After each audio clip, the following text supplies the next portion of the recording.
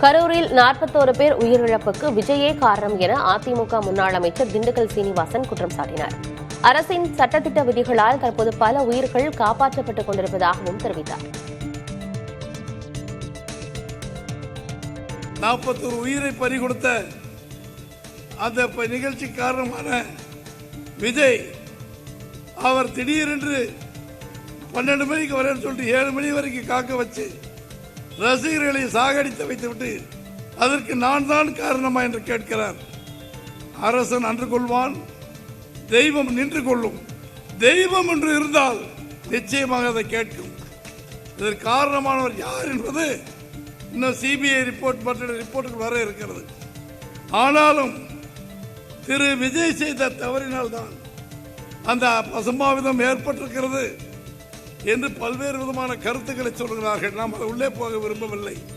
சகோதரர்களே, இன்றைக்கு இந்த அரசாங்கம் பல சட்டத்திட்ட விதிகளை போட்டு வைத்ததின் மூலமாக பல உயிர்கள் காப்பாற்றப்பட்டுக் கொண்டிருக்கிறது.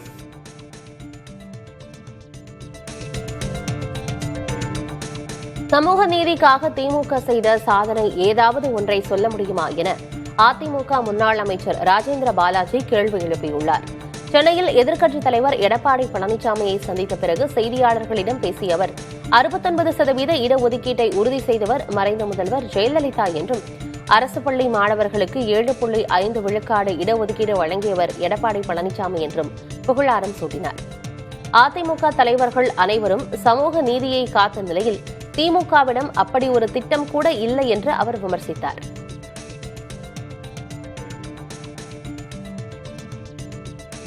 ஆக சமூக நீதிக்கான விதையை போட்டது எம்ஜிஆர், சமூக நீதிக்கான விதையை விருட்சகமாக்கியது புரட்சி அம்மா அவர்கள், சமூக நீதிக்காக போராடியது அம்மா அவர்கள், 69% இடஒதுக்கீட்டை காப்பாற்றியது அம்மா அவர்கள்.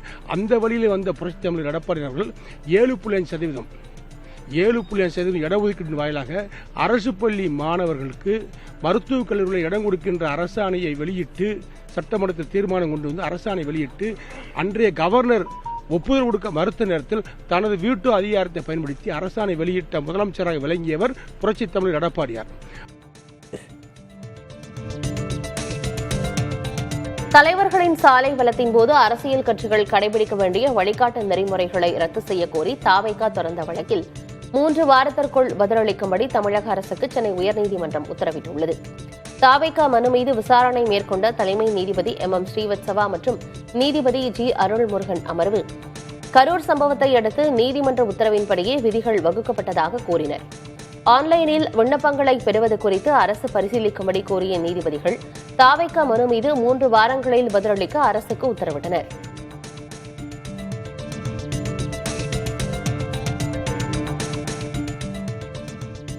கூட்டணி குறித்த கிறிஸ் ஜோடங்கரின் கருத்து அவரது தனிப்பட்ட கருத்து என தெரிவித்தது குறித்து காங்கிரஸ் MP விஜய் வசந்த் விளக்கமளித்துள்ளார்.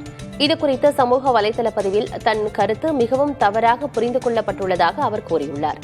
காங்கிரஸ் பொறுப்பாளர் மற்றும் கூட்டணி பேச்சுவார்த்தை குழுவின் தலைவர் என்ற முறையில் கூட்டணி குறித்த கிறிஸ் ஜோடங்கர் குறித்து கருத்து அகில இந்திய காங்கிரஸ் கமிட்டியின் அதிகாரப்பூர்வ நிலைப்பாட்டை பிரதிபலிப்பதாக விஜய் வசந்த் குறிப்பிட்டார். சட்டமன்ற தேர்தல் தொகுதி பங்கீடு தொடர்பாக மார்க்சிஸ்ட் கம்யூனிஸ்ட் கட்சியுடன் திமுக தலைமை இன்று பேச்சுவார்த்தை நடத்துகிறது. ஏற்கனவே இடதுசாரிகள் தரப்பிலிருந்த இரட்டை இலக்கத்தில் தொகுதிகளை ஒதுக்க வேண்டும் என கோரிக்கை எழுந்துள்ள நிலையில் திமுகவின் நிலைப்பாடு தொடர்பான முடிவு இன்று தெரியவரும் என்று எதிர்பார்க்கப்படுகிறது. கடந்த சட்டமன்ற தேர்தலில் மார்க்சிஸ்ட் கம்யூனிஸ்ட் கட்சிக்கு 6 தொகுதிகள் ஒதுக்கப்பட்ட நிலையில் கந்தர்வக்கோட்டை, கீழ்வேளூர் ஆகிய 2 தொகுதிகளில் மட்டுமே வெற்றி பெற்றிருந்தது.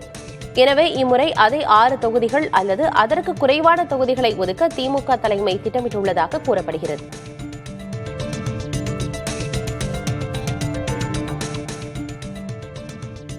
முதல்வர் மு.க. ஸ்டாலினின் மாநில சுயாட்சி பேச்சு தேர்தல் நாடகம் என விமர்சித்துள்ள எதிர்க்கட்சித் தலைவர் எடப்பாடி கே. பழனிசாமி மத்தியில் ஆட்சியில் இருந்தபோது சுயாட்சி பற்றி பேசினீர்களா என்றும் கேள்வி எழுப்பியுள்ளார்.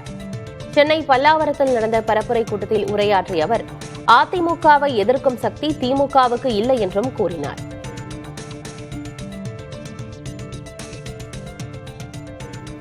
மோடி அவர்கள், பாரத பிரதமர் திரு மோடி அவர்கள் சென்னைக்கு வந்த பொழுது வெள்ளை குடை பிடித்தார் ஸ்டாலின். எதிர்க்கட்சியா இருக்கும் போது கருப்பு விடுறார். திரு ஸ்டாலின் ஆளுங்கட்சியா வந்த பிறகு வெள்ளை குடை பிடிக்கிறார் பிரதமருக்கு. இதுதான் ஸ்டாலினுடைய இரட்டை வேடம். ஸ்டாலின் அவர்களே ஆளுகின்ற நிலை வருகின்ற பொழுது ஒரு நிலைப்பாடு, எதிர்கட்சியாக இருக்கின்ற ஒரு நிலைப்பாடு, இரட்டை வேடம் போடுகின்ற கட்சி திமுக கட்சி என்பதை நாட்டு மக்கள் அறிவார்கள்.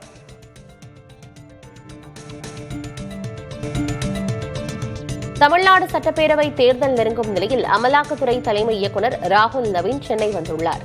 அவர் இன்றும் நாளையும் சென்னை மண்டல அமலாக்கத்துறை அதிகாரிகளோடு ஆலோசனை நடத்த திட்டமிட்டுள்ளார். அப்போது தமிழ்நாட்டில் பதிவு செய்யப்பட்டுள்ள முக்கிய வழக்குகள் குறித்து அதிகாரிகளுக்கு அவர் அறிவுறுத்தல்களை வழங்குவார் என கூறப்படுகிறது. தமிழ்நாட்டில் முன்னாள் மற்றும் இந்நாள் அமைச்சர்கள் மீதும் அமலாக்கத்துறை வழக்குகள் உள்ள நிலையில் அந்த அமைப்பின் தலைமை இயக்குநரின் தமிழக வருகை முக்கியத்துவம் பெற்றுள்ளது.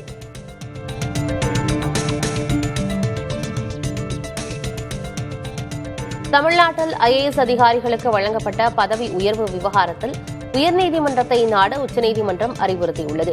1995ஆம் ஆண்டு பேட்ச் ஐஏஎஸ் அதிகாரிகளுக்கு கூடுதல் தலைமைச் செயலர் மற்றும் தலைமைச் செயலர் பதவிக்கு இணையான பதவி உயர்வு வழங்கி தமிழ்நாடு அரசு ஆணையிட்டது.